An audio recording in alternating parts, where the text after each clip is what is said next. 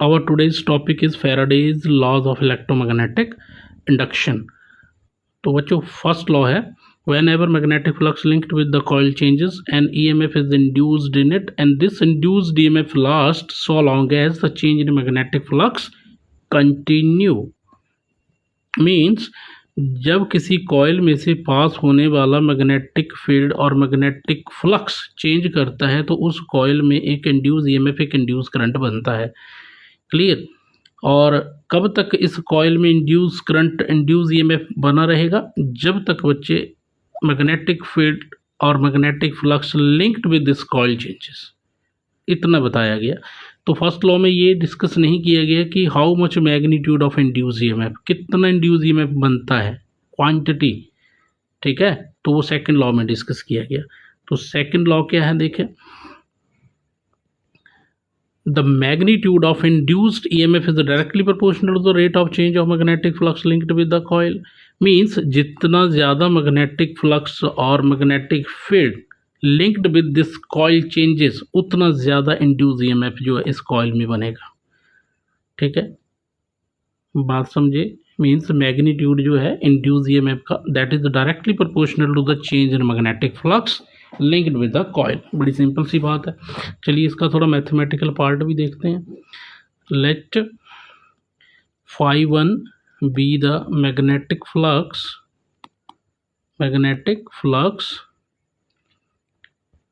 Eight time t1 and φ2 be the magnetic flux at time t2.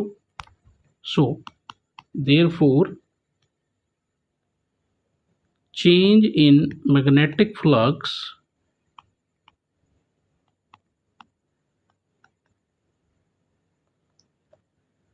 in time interval t2 minus t1 is equal to φ2 minus φ1. Clear. So therefore induced EMF induced EMF को बच्चे E से दिखाएंगे. ठीक है, this will be the magnitude of induced EMF. Mod जो लगाया means magnitude क्या होगा? Directly proportional to the rate of change of magnetic flux है ना, φ2 minus φ1 upon t2 minus t1. ये बना. यही हमने स्टेटमेंट में डिस्कस किया कि induced EMF is proportional to the rate of change of magnetic flux. Simple सी बात है. तो mod of E means EMF is equal to, जैसे हम डायरेक्टली प्रोपोर्शनल का ये साइन हटाते हैं तो के एज अ कांस्टेंट यूज करेंगे. φ2 minus φ1 divided by t2 minus t1. Clear बात है.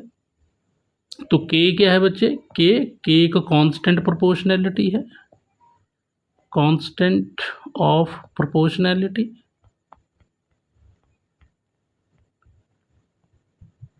क्लियर. इन एसआई सिस्टम जो के का वैल्यू होगा बच्चे 1 होगा. तो magnitude of E is equal to क्या आया? It's φ2 minus φ1 divided by t2 minus t1. सही बात है. अब हम इससे ऐसे भी लिख सकते हैं. देखिए E is equal to φ2 minus φ1 means change in flux, t2 minus t1 means change in time. तो हम इसे ऐसे भी दिखा सकते हैं. It's d phi be divided by D T. सही बात है.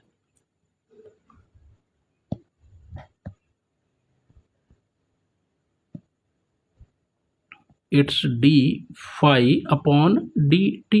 d phi means φ2 minus φ1, dt means t2 minus t1.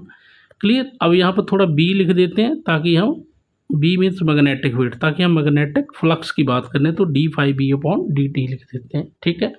So here coil has number of turns n, then magnitude of E is equal to N D phi B by D T. ठीक है बच्चे, ये बना आपका magnitude of E M F. Clear? यहां तक note करें।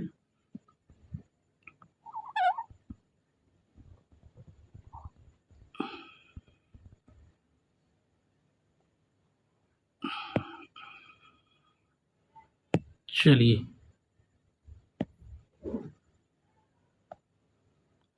सो induced current